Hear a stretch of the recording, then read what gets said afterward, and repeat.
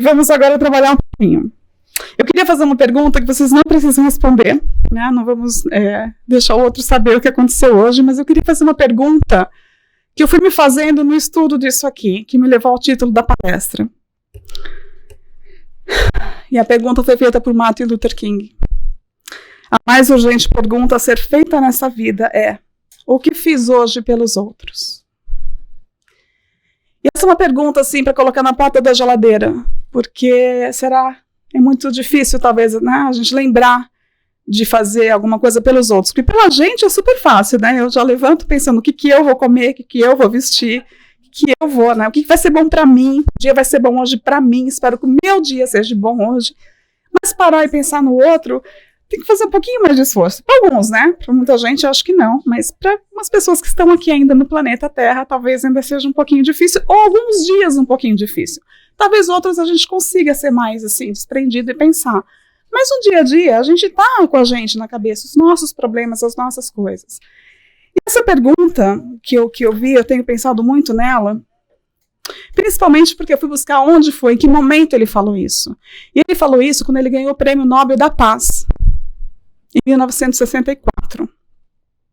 E eu falei, puxa, que interessante ele chamar a gente na atenção num discurso para um Prêmio Nobel da Paz, um assunto que está ligado com o outro, né? Porque a paz vai depender disso aqui, o que a gente fizer pelo outro. E o outro mais próximo, o outro mais distante, mas a nossa responsabilidade, de enquanto comunidade, fazemos pelo outro. Porque se a gente não faz pelo outro, como é que alguém vai fazer pela gente? Porque ninguém vai pensar em fazer pelo outro.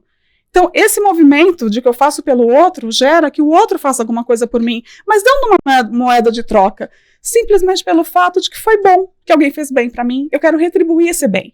Na medida que a gente vai evoluindo, a gente vai sentir isso, que a gente vai fazer o bem pelo bem que eu recebi, não porque eu estou contabilizando, às vezes, né? Quem não dá passagem no trânsito espera alguém falar obrigado, ou você faz alguma coisa e fica, nossa, eu segurei a porta, a pessoa nem falou obrigado para mim. A gente ainda tem isso. E tá ok, porque a gente vai aprendendo. Algumas vezes a gente faz, a pessoa nem olha e tá tudo bem também. Esse é o grande barato, da gente pelo menos prestar atenção de que a gente não tá ainda lá, mas também a gente não tá lá atrás, né? Que não percebe o bem. Tem como perceber o bem. Esse senhor aqui, no cantinho da página, nada mais é do que Alfred Nobel, o criador do Prêmio Nobel. E a história dele eu já tinha estudado há um tempo atrás e tinha me esquecido. É muito interessante. Ele é um sueco. E ele ficou milionário porque ele tem mais de 300 invenções, entre elas a dinamite. E ele ficou muito rico. Até que um dia ele leu no jornal uma matéria, e essa matéria estava no jornal francês, e o título da matéria era, para falar exatamente como estava aqui, o mercador da morte morreu. Anunciaram a morte dele no jornal. Quando ele leu que o mercador da morte morreu, afetou ele de um ponto que ele se sentiu incomodado. É isso que eu vou deixar? Eu vou ser conhecido como o mercador da morte, porque eu inventei a dinamite, e ele fabricava armas, ou seja, ele promovia a destruição.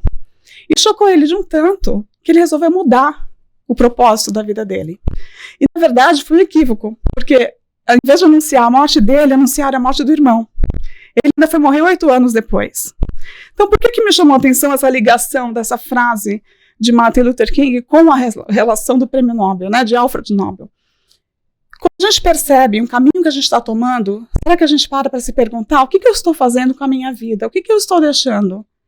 Ele, né, inventou a dinamite, a destruição que vem com as armas, mas na vida dele ele parou e falou, não, eu tenho que mudar isso aqui, eu tenho que fazer alguma coisa pelos outros. Então, para mim, esse comentário nesse Prêmio Nobel tem muito a ver com a ideia de Alfred Nobel. Depois, no final, ele no testamento dele, ele deixa toda a fortuna dele para premiar as pessoas. Isso que é o bonito do Prêmio Nobel. O Prêmio Nobel é feito para as pessoas que fazem o maior benefício para a humanidade. A tentativa de promover a paz, né? Todos os prêmios que tem, são 5, que é Física, Química, Fisiologia, Medicina, Literatura e Paz. Então, é um pouco disso. O que a gente faz daquilo que a gente tem? Como que a gente ressignifica o que a gente está fazendo em prol do outro? Então, foi isso que eu pensei para falar um pouco de como a gente pode praticar esse bem. E eu tinha pensado até em colocar só fazer o bem. Mas eu lembrei de um assunto que eu sempre penso quando eu escuto aqui na América. Porque a prática, né? O que seria a prática? Vem aqui do latim, que é laborioso, uma maneira habitual de proceder. É tudo aquilo que a gente faz repetidamente para aprender ou para se melhorar. É a prática. Então, eu coloquei a prática com a intenção disso mesmo. A gente não só fazer, mas o que a gente pode fazer repetidamente, mais vezes, cada vez melhor, para aprender e se aperfeiçoar. Eu acho que é uma prática. A gente não faz o bem assim. Para a gente chegar a fazer o bem pelo bem, a gente tem que já estar dentro da gente esse bem. Para não buscar o bem só por uma questão de bem próprio, né? Eu vou fazer o bem porque eu vou me sentir bem, então eu estou bem, então eu faço. Não, é quando você já adquire na alma esse bem. Então até lá a gente tem que praticar para poder chegar na perfeição. E o que me chama a atenção aqui na América, não sei se vocês já prestaram atenção, que tanto advogado quanto médico, eles practicing, né? Eles não... É practicing law e practicing medicina. E é interessante porque é exatamente o que o advogado e o médico faz, que é praticar. Porque se eles não praticarem, se melhorar, expandir o conhecimento, ser estudantes, eles não vão conseguir cuidar da gente e nem entender de lei para conseguir evoluir. Então, quando fala practicing, dá a impressão que eles nunca vão ser formados, eles não estão sempre praticando. Eu pratico a lei, eu pratico a advocacia e eu pratico a medicina. Pode prestar atenção que eles falam isso, practicing of law e practicing of medicina, né? Então é interessante pensar, por isso que eu coloquei isso, para a gente pensar nessa prática do bem. E o bem é um assunto bem complexo. Eu não quis fazer a palestra sobre o bem, mas a gente pensar no que seria fazer o bem, porque é muita coisa para falar. Mas a definição de bem vem aí do latim, que é a qualidade de excelência ética atribuída a ações que estejam relacionadas a sentimentos de aprovação e dever. A gente sabe quando a gente está fazendo bem, porque dá uma sensação boa. A gente já percebe que é bom. E o primeiro termômetro se eu estou fazendo bem é quando eu penso se alguém fizesse para mim, se eu ia gostar. Ou aquilo que a gente gostaria que alguém fizesse para mim. A gente já tem um gostinho do que é o bem. Porque a gente já sente gostoso quando alguém faz um carinho. Né? A gente já tem a condição de perceber uma atitude do bem. A gente já sabe isso. Então, com esse pensamento de bem, eu fui tentar ler todos os filósofos, não tive tempo, não consegui gravar tudo. Mas acho que é bacana, porque a minha intenção de estar aqui, primeiro, acho que assim, passar limpo tudo aquilo que eu venho estudando para ver se entra, né? Para ver se eu falando, ele entra. Vocês acham que é para ajudar aqui, mas é para me ajudar, né? Para ver se eu consigo, porque o melhor momento para mim é estar aqui com vocês dividindo isso, de verdade. Porque ainda não é verdade absoluta, eu não estou estudando. Eu tenho certeza, quando eu olhar essas palestras lá na frente, eu vou pensar, puxa vida, olha só, né? Eu nem sabia de tanta coisa. Mas pensa bem, que riqueza de informação. A gente vem falando do bem há muito tempo, né? A filosofia oriental, os filósofos antigos, nessa definição do bem, do que é o bem para cada um, o que cada um desses traz. Eu coloquei as datas para a gente ver o tempo e a distância entre eles, e a ligação entre eles, para chegar na definição do que é um bem. E aí, eu acho que a melhor definição, assim, que eu trouxe Kant, porque no material que eu li faz sentido, porque ele conseguiu fazer essa visão sobre o bem, que ele fez assim, ele fez que o bem fosse um conjunto de valores imprescindíveis à melhoria do ser humano. A gente precisa desses valores para se melhorar. E é uma meta a ser alcançada, sempre atuando com o intelecto, o sentimento e a vontade. Então a gente tem que ter esses 3 itens para a gente conseguir parar, racionalizar e propositalmente querer fazer o bem. Buscar esse bem coletivo. Então, para resumir, em todas essas coisas que eu li sobre que cada um desses filósofos antigos trazem sobre o bem, basicamente é isso, tá? A ideia do bem, que inclusive Platão escreveu na República, ele tem um tema sobre isso, que é a ideia do bem. Mas, para resumir, o que eles basicamente estariam trazendo para a gente seria a beleza de caráter ou virtude humana. E, de novo, né, a meta a ser alcançada. Deve nos levar à conclusão de que esta é, de fato, a causa de todas as coisas, de tudo que tem de correto e belo.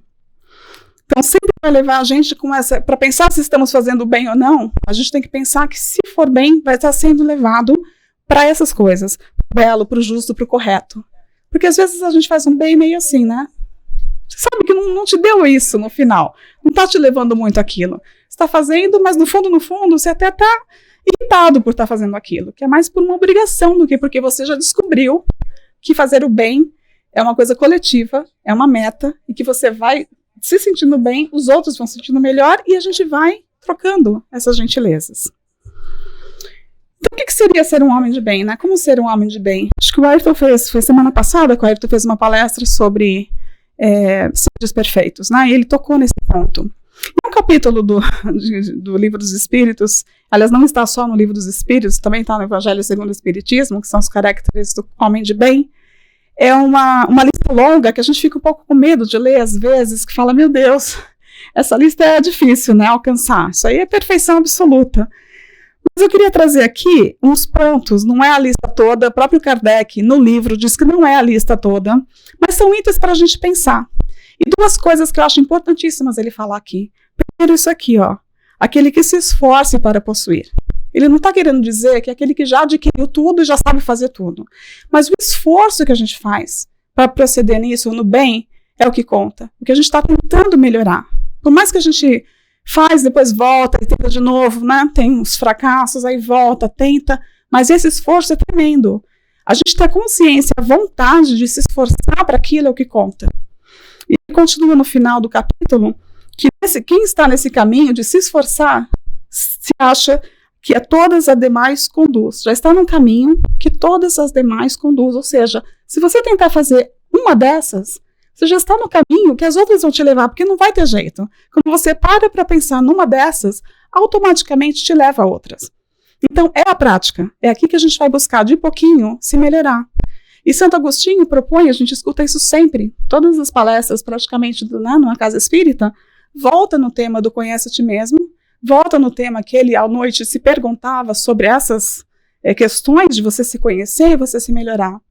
Mas talvez na época de Santo Agostinho, dava tempo de fazer só à noite. Fiquei pensando que talvez hoje em dia, a gente tenha que fazer isso mais vezes por dia. Porque ou não dá tempo, a gente chega de noite muito cansado, ou a gente esquece, ou o dia está tão difícil, que se eu não parar no meio do dia e pensar isso, talvez até de noite, a conta está muito grande. Se a gente parar no meio do dia e pensar um pouquinho nisso, dê tempo de quando chegar à noite, está mais fácil. Talvez a lista não seja tão grande. Então vamos ver aqui, ó. Dentro dessa lista, que a gente deveria se perguntar, né? Santo Agostinho diz toda noite. Eu acho que a gente pode se perguntar mais vezes, mas vocês fiquem com Santo Agostinho. Praticou a lei de justiça, amor e caridade na sua maior pureza. A gente tem as leis morais no livro que Kardec escreve, né? É a terceira parte do Livro dos Espíritos, onde ele vai falar dessas leis. A gente, inclusive, nos estudos de domingo, a gente está estudando as leis, tá? E quando ele põe a lei de justiça, amor e caridade, ele põe como uma lei só. Amor, justiça e caridade, ele põe junto, porque praticamente uma lei não consegue existir sem a outra. Ele vai dizer aqui na questão 886, do Livro dos Espíritos, que o amor e a caridade são um complemento da lei da justiça, pois amar o próximo é fazer-lhe todo o bem que nos seja possível e que desejaríamos nos fosse feito, que é aquilo que eu falei. A gente sabe o que a gente gostaria que fizessem pela gente, mas será que a gente está fazendo para o outro também? Esse compromisso com o amor, né, de amar o outro como seu irmão, exige que você faça bem a esse seu irmão. Ele continua aqui, né? Tal o sentido dessas palavras de Jesus, amai-vos uns aos outros como irmãos. E aí tem uma sequência dessa pergunta, que eles perguntam o que seria então caridade para Jesus. E a gente já ouviu bastante aqui também, mas acho que vale a pena a gente sempre tocar no assunto, porque faz parte da nossa prática, da benevolência para com todos, né? Ser bom para com todos. De ser indulgente para as imperfeições dos outros. Como a gente quer que seja com a gente. Porque é difícil, muito difícil, pensar em perdoar a imperfeição dos outros. Mas quando é a gente adora quando a gente pisa na bola e liga para o amigo e fala desculpa. E a gente quer muito que ele fale, não, tá tudo bem, eu te perdoo, eu te entendo. Então o caminho da gente entender o outro é super difícil. Mas como é bom quando o outro entende o nosso caminho, o nosso motivo, o nosso cansaço, a nossa resposta ríspida. Né? Mas quando a gente fala, por que eu vou desculpar ele? Então sempre essas duas medidas a gente tem que tomar um cuidado. Na medida que eu gostaria que o outro me perdoasse, gostaria que ele entendesse, mas eu também tenho que fazer essa parte, porque senão ninguém nunca vai conseguir fazer isso, né? Próxima. Se não fez o mal, se fez todo o bem que podia. Então não basta só, né, não fazer nada. Mas se teve uma ação nisso, se eu fiz tudo aquilo que eu podia, será que durante o dia eu fiz tudo aquilo que eu podia ter feito por alguém? Se fez aos outros, o que desejar é que lhe fizessem. que é um complemento, né? Faz o bem pelo bem, sem contar com qualquer retribuição, simplesmente porque ele já entendeu que aquilo é o bem, aquilo é a meta, aquilo é o bom para todo mundo. Então ele faz. Não tem mais a preocupação do que eu ganho com isso, né?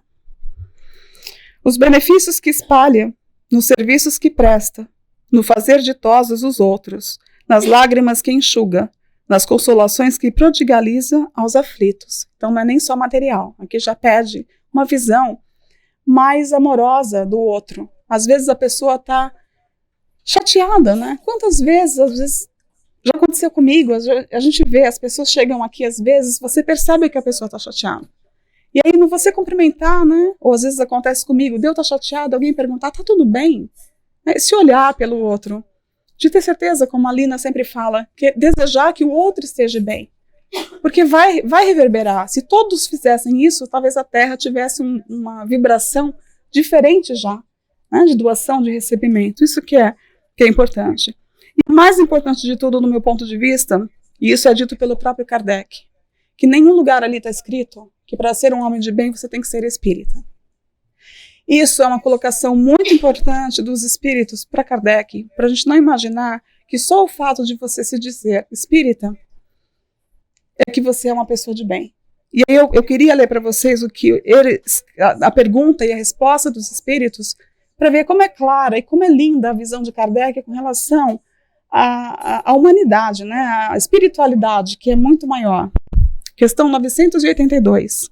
Ele pergunta o seguinte: será necessário que professemos o espiritismo e creiamos nas manifestações espíritas para termos assegurada a nossa sorte na vida futura? Resposta dos espíritos: se assim fosse, seguir-se-ia que estariam deserdados todos os que não creem, ou que não tiveram ensejo de esclarecer-se, o que seria absurdo. Não seria aí uma lei divina, no meu ponto de vista, né? Se Deus fizesse essa distinção. Só o bem assegura a sorte futura. Só o bem assegura a sorte futura. Ora, o bem é sempre o bem, qualquer seja o caminho que a ele conduza. Então, o fato de você ser espírita ou qualquer outra religião é muito não ter a religião. É ser bom. É ser bom.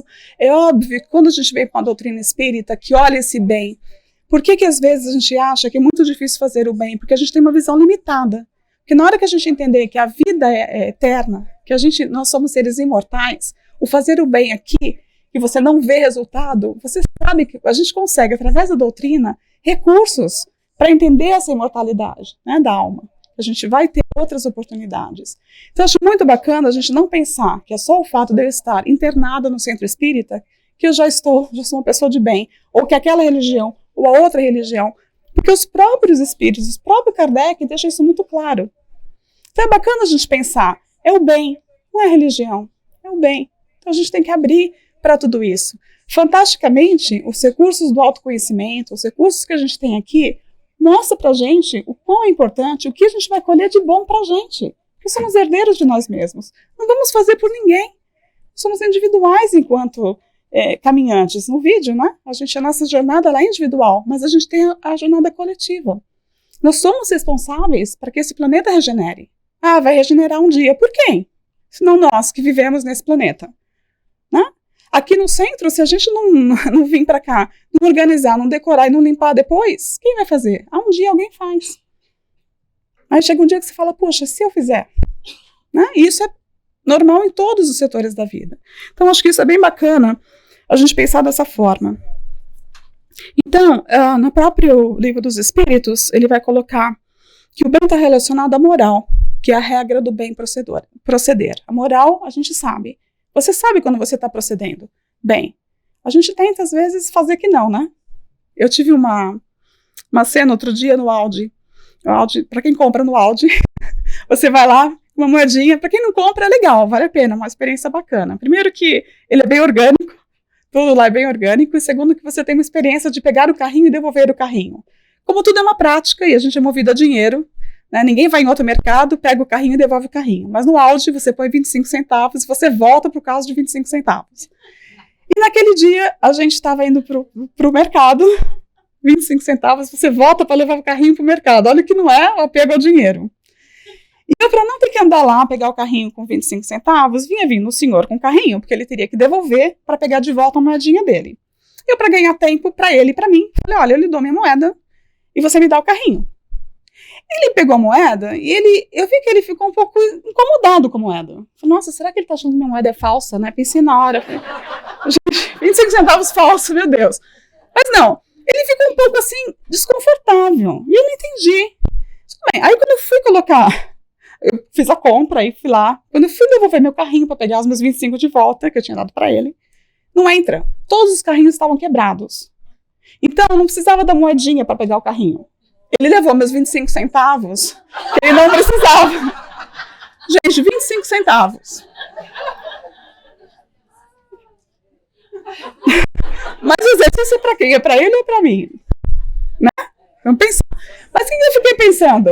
Ele titubeou para pegar os meus 25 centavos. Ele sabia que estava quebrada a maquininha. Ele fez de propósito. Se você está aqui hoje, eu pego de volta os 25 centavos. Você nunca sabe, né? Você tá falando aqui, o cara fala, fui eu, tá aqui os 25 centavos. Pensa que é fácil, tá aqui, você me encontra na rua, depois vocês me cobram as coisas. Mas continuando, tá na gente, a gente sabe quando a gente faz uma coisinha assim. Devia. Não, mas eu fiquei agora, me deu mais trabalho, porque agora eu tenho que ir lá ver se tá funcionando, eu não dou mais pra ninguém na rua, entendeu?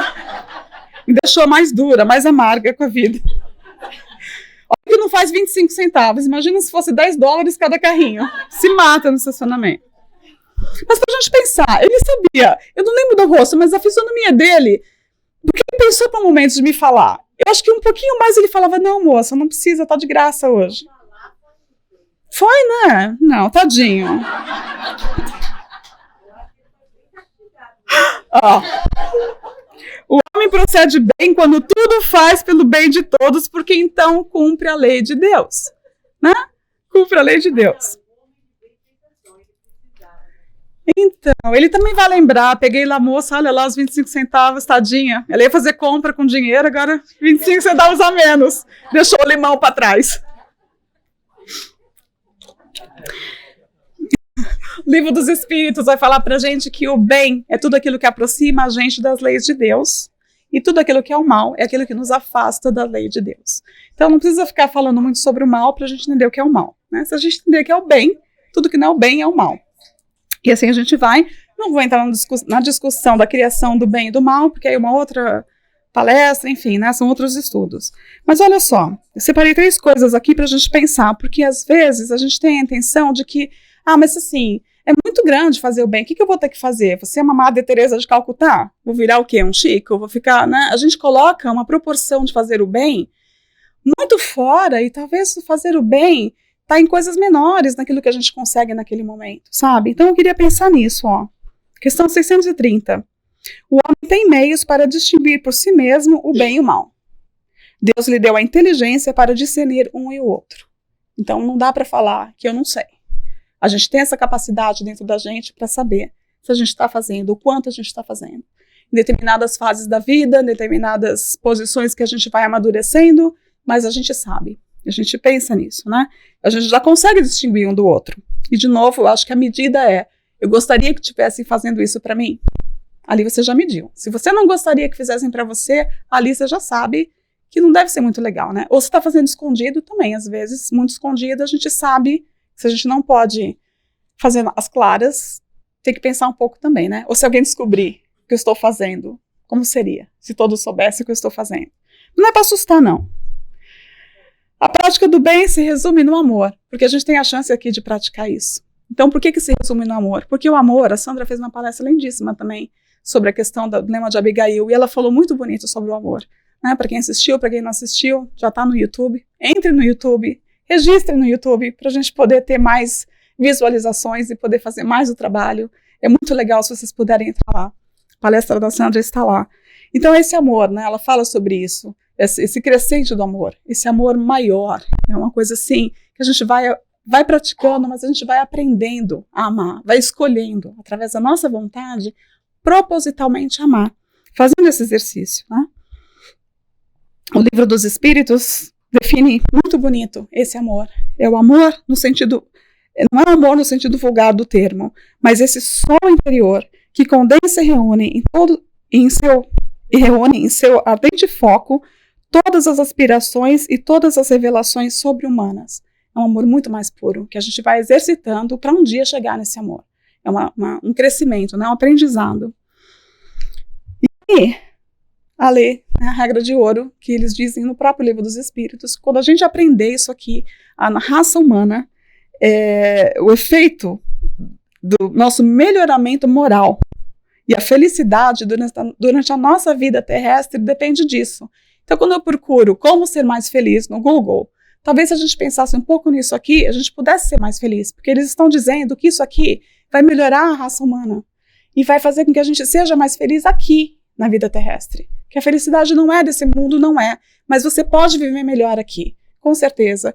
E a regra é essa que a gente escuta, mas às vezes talvez não consiga pôr muito em prática. Mas olha só, não é o passivo, mas o ativo. Não façais aos outros o que não gostarias que os outros vos fizessem.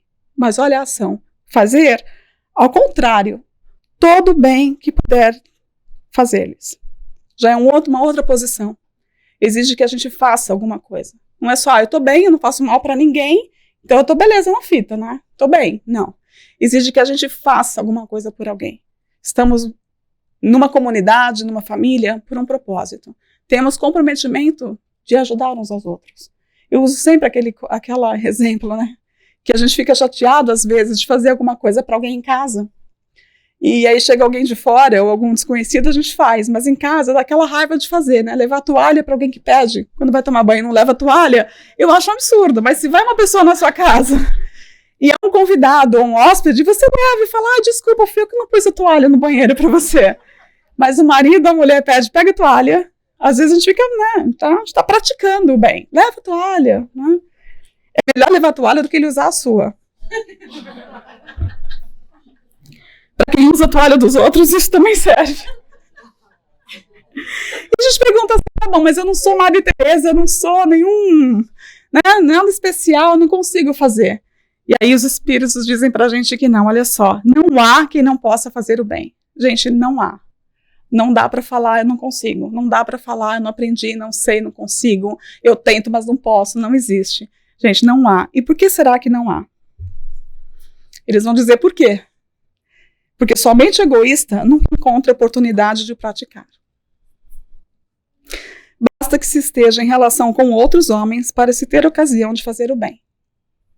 Fazer o bem não consiste somente em ser caridoso, mas em ser útil na medida do possível, toda vez que o auxílio se fizer necessário. Gente, a porta que você segura, né? Alguém que está... Você vê aqui, assim, a pessoa vem com a bandeja, já vem o outro, pede para ajudar. São esses pequenos bens, são esses pequenos atos que Desmond Tutu fala que vai inundar o mundo com esses pequenos atos. A gente inspira e é inspirado pelos outros, quando a gente olha os outros. Ajudar em qualquer forma que seja, não é só a caridade física, né, de doação, mas a caridade também moral. O amor, essa caridade em ação realmente que eles falam aqui. Deixa eu ver o que mais que eu queria falar para vocês. Eles falam para a gente, então, que a gente consegue sim fazer o bem, porque nós temos, no fundo do nosso coração, a centelha desse fogo sagrado. Está dentro da gente, tanto quanto a inteligência, esse fogo de ajudar. Isso é uma semente que está dentro da gente. E eles falam também, olha só, como realmente não tem desculpa, né, para fazer o bem. Eles falam que muitas vezes pudeste constatar, por mais abjeto, vil e criminoso que possa ser, o homem dispensa a um ser ou a um objeto qualquer uma afeição viva e ardente, à prova de tudo quando tendesse a diminuí-la, alcançando muitas vezes sublimes proporções. Então, mesmo quando você está no mal, você tem um parceiro lá que você acha que fazer o bem que ele está te fazendo é seu parceiro no seu crime. Está um pouco fora de quadro essa questão do bem dele, né? Ele não está achando, ele está fazendo mal, mas para ele está fazendo bem. Às vezes, assim, o objetivo daquela ajuda dele, ela não ela não está no propósito do bem nesse sentido do bem coletivo, do bem geral, mas para ele está fazendo mal achando que ele está fazendo bem. Está dentro da nossa evolução, daquilo que a gente está aprendendo. Mas é importante a gente parar para pensar se a gente está nesse caminho, o que a gente quer mudar? Porque quando a gente escuta aqui para a gente fazer a nossa avaliação do nosso autoconhecimento, não é para falar assim, tá bom, então eu não tenho paciência, então tá bom, descobri, nossa, que descoberta legal, tô indo no centro, descobri, não tenho paciência. O que a gente faz com isso? Ah, que bom, agora todo mundo que me aguente, porque eu já sei que eu tenho. Não, né? É a hora que você se vê, você se conhece, você fazer o trabalho de se melhorar, ter essa vontade de se melhorar, querer fazer melhor, para você ficar bem. E aí tem uma pergunta que eu achei muito bacana, a pergunta 632, que eu vou pôr a resposta aqui. A pergunta que Kardec faz é: estando sujeito ao erro, não pode o homem enganar-se na apreciação do bem e do mal e crer que pratica o bem quando na realidade pratica o mal? Que foi o que eu acabei de falar. E olha a resposta maravilhosa. Jesus disse: vede o que queris que vos fizessem ou não vos fizessem. Tudo se resume nisso. Não vos enganareis. A medida é essa, que a gente já conversou aqui de novo. Eu só queria embasear, porque quando eu falo, vocês não prestam atenção, mas quando eu falo que é o Kardec, fica mais... Eu adoro, né, quando eu brinco, o Kardec concordou comigo. Eu pensei, aí eu vou lá, tá lá, tá lá. Então a gente tem que pensar assim, como que a gente pode, como não é difícil, que está lá dentro da gente. Eu não sei quem daqui já está participando das quintas-feiras, a gente está no estudo do livro Nosso Lar, né? E está sendo um estudo bem bacana. Quem não está ainda no estudo pode vir, não precisa esperar começar o livro, pode começar a participar toda quinta-feira. A gente tem um trabalho aqui muito bonito. Está sendo um prazer estudar esse livro com esse pessoal aqui nesse momento. E a gente estudou o capítulo 34 e 35 essa última quinta-feira. Aí eu tenho esse estudo aqui, minha palestra estava quase pronta.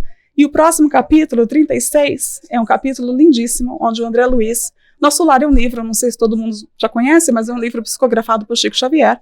Ele é do espírito André Luiz, que conta a história dele depois que ele desencarna. A passagem dele pelo Nosso Lar, que é uma das colônias espirituais, né? Basicamente é isso. E a gente está num ponto onde ele vai ter o encontro com a mãe dele, que também já está desencarnada. E por incrível que pareça, esse capítulo, ela vai falar para ele da questão do bem. E eu separei aqui porque eu achei incrível como coincidiu assim com a semana e com o estudo, e como é bonito que ela fala para ele. E está baseado nisso, a gente pensar que não dá para fazer o bem. Isso é a mãe dele falando para ele, né? Alguns se dizem desencorajados pela solidão. Isso na questão de não fazer o bem, né? Outros declaram-se em desacordo com o meio a que foram chamados para servir ao Senhor. Então, talvez eu não esteja muito feliz com a minha vida, e isso é um motivo para eu dizer que eu não ajudo, porque eu também não estou feliz e também ninguém me ajuda, né? Então, ela chama a atenção assim, a solidão, as desculpas, o que a gente faz para não realmente produzir o bem? Então, ela fala para ele, é indispensável, André, converter toda a oportunidade da vida em motivo de atenção a Deus. Nos círculos inferiores, meu filho, o prato de sopa ao faminto, o bálsamo ao leproso, o gesto de amor ao desiludido são serviços divinos que nunca ficarão deslembrados na casa de nosso Pai. Igualmente, o olhar de compreensão ao culpado, a promessa evangélica aos que vivem no desespero, a esperança ao aflito, constituem bênçãos de trabalho espiritual que o Senhor observa e registra a nosso favor. A importância da gente fazer essa caridade, né? Que não é só a caridade material, mas principalmente esse olhar, essa atenção ao outro.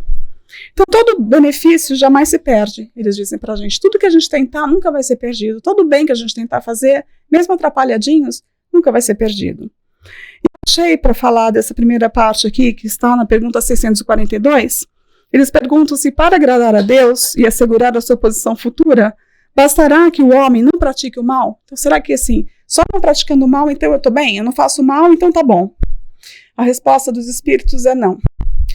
Cumpre-lhe fazer o bem no limite de suas forças, porquanto responderá por todo o mal que haja resultado de não haver praticado o bem. Então, só a posição confortável, tipo, eu não faço bem, mas mal também não faço. Não tá bom. Alguma posição a gente tem que tomar. Porque não fazer o bem com a intenção da vontade, pode ser que daquele bem que você não produziu, crie algum mal. Que é uma responsabilidade tremenda, né? A gente tem que pensar um pouco nisso também. E eu achei tão bonitinho esse desenho, porque é uma pedrinha dando amor. Então a gente, mesmo como pedrinha, ainda brutozinhos, a gente consegue dar um amor. É a pedrinha evoluindo. Bem infantil, mas é porque é dia das crianças eu podia dar uma... E aí a segunda parte aqui, né? O que eu acho, antes de entrar na ingratidão, mas uma coisa que eu pensei. Então, se eu tenho que pensar que eu preciso fazer o bem, que não só não fazer o bem, né? Não tá bom, eu não só fazer o mal, está bom, mas eu tenho que fazer o bem. Eu falei, tá bom, mas como é que eu faço isso? Olha o que eles falam pra gente no Evangelho segundo o Espiritismo. Submetei todas as vossas ações ao controle da caridade e a consciência vos responderá. Não só ela evitará que pratiqueis o mal, como também vos levará a praticar o bem. Para fazer-se o bem, é preciso sempre a ação da vontade. Então tá aí, a receita é, eu tenho vontade de fazer o bem? Se eu não tiver, não adianta. Aí realmente a posição do mal eu não faço, mas o bem eu também não faço, então tá beleza. Então a gente pode também segurar o freio de mão, ficar lá, boiando, não participo, também não prejudico, mas será? Será que é esse o caminho? Será que a gente está querendo mudar, a gente está querendo aprender a vida? E assim, né, a gente para, mas chega uma hora que se a gente não vai por força, vem uma força que leva a gente vai mexer. Porque a vida vai levar a gente para algum lugar, a gente vai evoluir, a gente vai progredir. Então é bom a gente ter essa noção também. Quando eles falam da ingratidão aqui, é um dos outros pontos, né? A gente acha que eu não faço mal, então tá tudo bem. Outra coisa que a gente fala, eu não vou ajudar. Porque toda vez que eu ajudo, eu me ferro. Toda vez que eu faço alguma coisa, eu recebo de volta ingratidão. Toda vez que eu tento, eu me prejudico. Eu não vou ajudar mais. Porque a gente não ainda internalizou o bem pelo bem.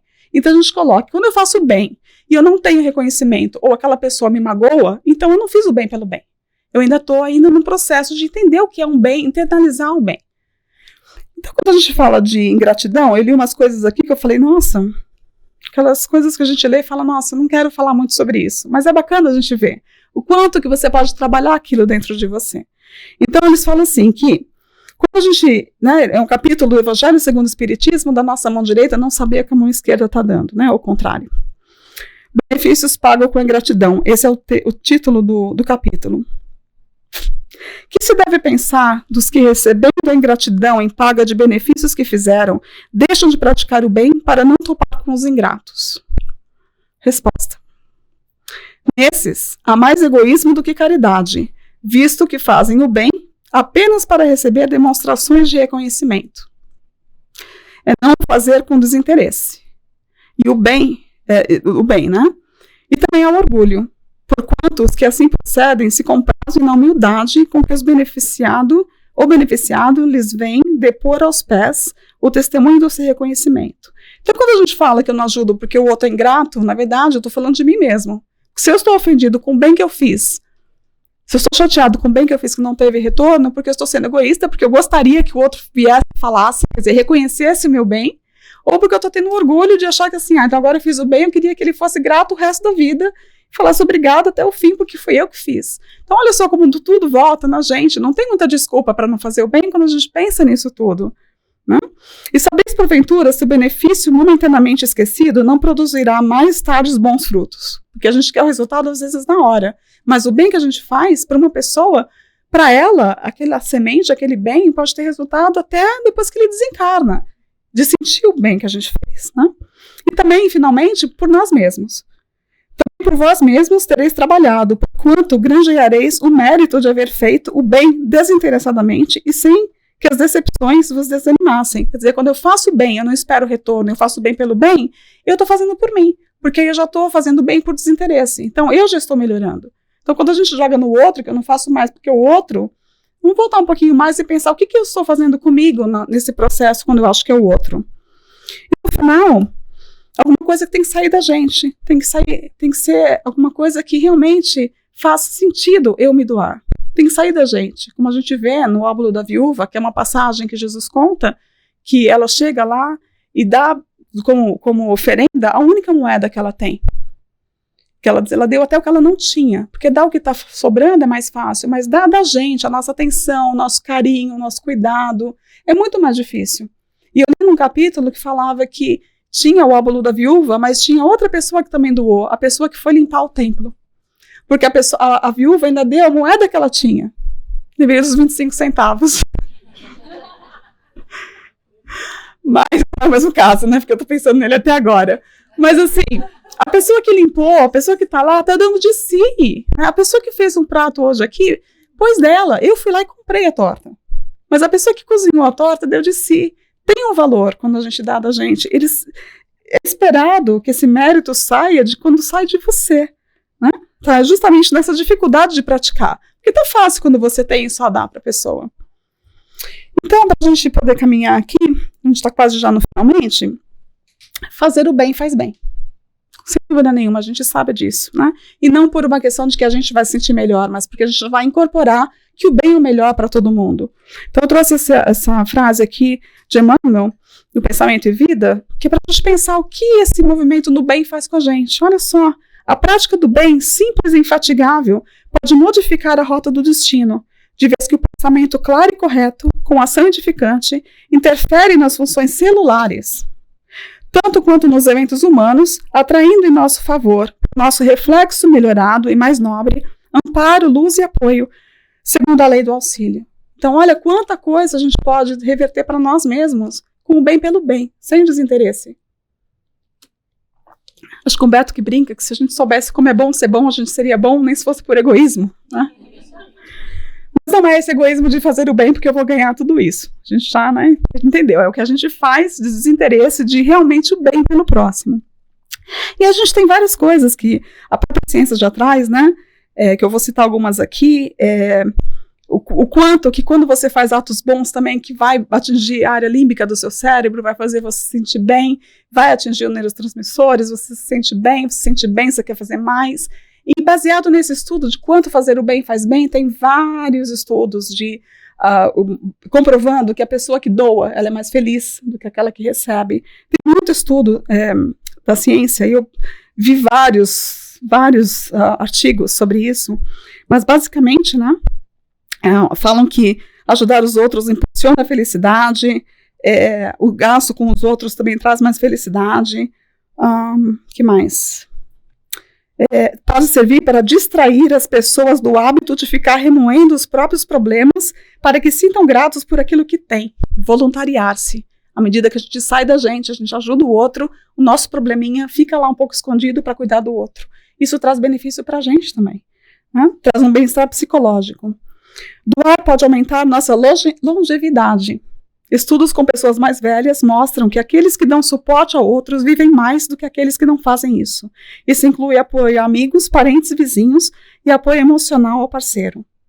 O ato de se voluntariar também parece ser um indicador da não degeneração das funções cognitivas em um estudo com 2.500 pessoas em seus 70 anos, que foram acompanhadas durante 8 anos. Então, se nada é da parte mais espiritual que a gente pensa, tem a parte física comprovada com estudos, o quanto fazer bem faz bem.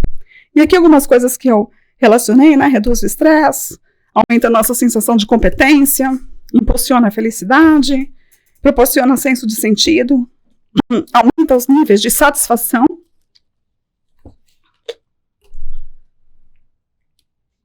e melhora nosso humor.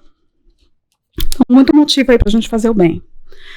Não podia deixar de não falar dele, né? Esse é o último slide, depois eu vou passar para vocês um filme rapidinho, porque eu sei que a gente está um pouquinho além da hora.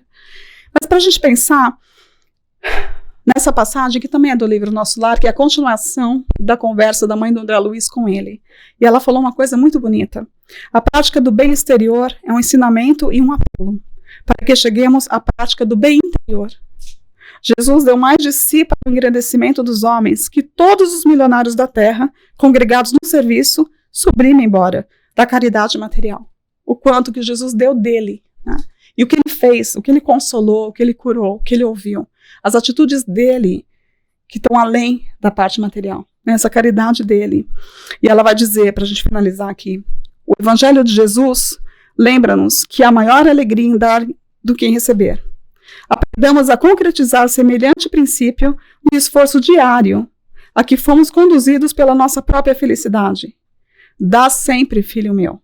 Sobretudo, jamais esqueças dar de ti mesmo em tolerância construtiva, em amor fraternal e divina compreensão. A prática do bem exterior é um ensinamento e um apelo para que cheguemos à prática do bem interior, que é o que eu falei aqui, né? Trabalha, meu filho, fazendo o bem. Então é essa... Talvez a simplicidade, que ao mesmo tempo é tão complicada para a gente, às vezes, fazer o bem. Mas vamos praticar, fazer o bem, um pouquinho cada dia. Todos eles, né, deram do que podiam. E a felicidade de cada um de poder, né, eu não vou nem comentar muito, cada um de vocês teve uma visão disso. Não preciso nem acrescentar nada. Eu vou terminar com o último slide aqui. e desejar para vocês um excelente domingo, uma ótima semana, mas eu queria fazer mais uma pergunta, talvez a mesma. A mais urgente a ser feita. O que fiz hoje pelos outros? Que a gente possa ser inspirado a fazer isso circular. Né? Que vocês tenham uma ótima semana.